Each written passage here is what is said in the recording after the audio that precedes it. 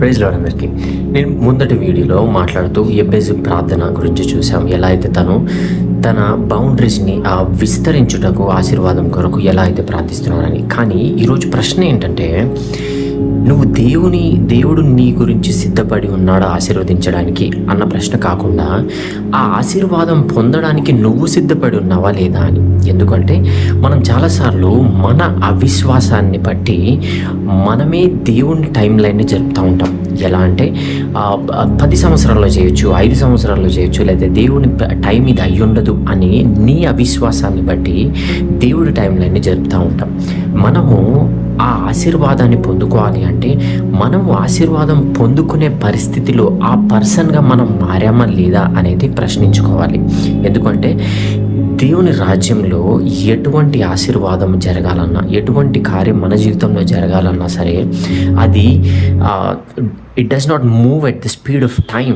ఆ సమయాన్ని బట్టి ముందుకు వెళ్ళదు, కానీ నీ విశ్వాసాన్ని బట్టి ముందుకు వెళ్తుంది. కాబట్టి నువ్వు అడుగుతున్న ప్రతి ఆశీర్వాదము నేను విశ్వాసంలో ముందుకు వెళ్తున్నానా లేదా, నేను అడిగే ఆశీర్వాదానికి నేను రెడీగా ఉన్నానా లేదా అనేది నీ ప్రశ్న అయి ఉండాలి. ఎందుకంటే ఆ టైం లైన్ ఫిక్స్ చేసేది దేవుడు కాదు, నీ విశ్వాసమే ఆ టైం లైన్ని ఫిక్స్ చేస్తుంది. ఎలా అయితే ఇజ్రాయేలు తమ అవిశ్వాసాన్ని బట్టి 40 ఏళ్ళు పట్టిందో, అలాగే నీ జీవితంలో కూడా నువ్వు అనుకుంటున్న ఆశీర్వాదము దేవుని టైం లైన్ని కాకుండా నీ విశ్వాస టైం లైన్ మీద ఆధారపడి ఉంది అని జ్ఞాపకం చేసుకో. ఆమేన్. మనము పెట్టుకున్న ఆ పెద్ద టైం లైన్స్ వల్ల ఎందుకు చాలాసార్లు పెట్టుకుంటాము 10 సంవత్సరాలు 5 సంవత్సరాలని ఇలా ఎందుకు పెట్టుకుంటామంటే, అన్ని సంవత్సరాల్లో మాత్రమే అది సాధ్యమవుతుంది అని మనం పెట్టుకున్న లిమిటేషన్ అది. ఆ లిమిటేషన్ వల్ల దేవుడు ఇమ్మీడియట్గా ఆశీర్వదించాలి అనుకున్నా సరే మనము దాన్ని అవిశ్వాసం వల్ల డ్రాగ్ చేస్తూ ఉంటాం. అలాంటి పరిస్థితుల్లో మనం ఈరోజు ఉండకూడదు అనేదే నా ప్రార్థన.